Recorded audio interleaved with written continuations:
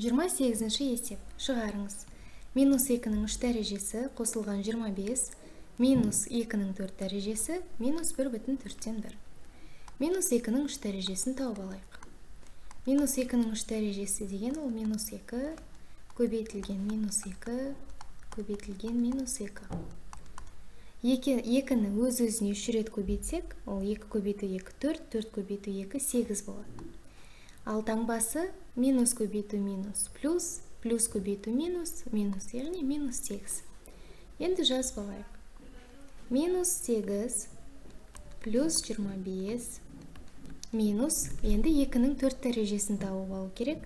Ол мұнда тауып алайық. 2-нің 4 дәрежесі, ол 2-ні өз-өзіне 4 рет көбейтеміз.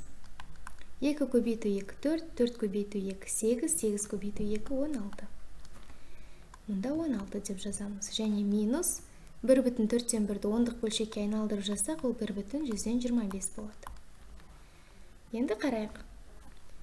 Минус 8 плюс 25 ол бізге плюс 17-ні береді. 17 минус 16 ол бізге плюс 1-ді береді. 1 минус 1/125. Бұл жерде таңбалары әртүрлі, сондықтан үлкеннің кішісін азайтамыз, үлкеннің таңбасын қоямыз.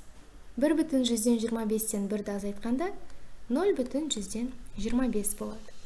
Және таңбасы үлкеннікін қоямыз, яғни минус болады. Сонда нұсқалардың ішіндегі дұрысы Б нұсқасы.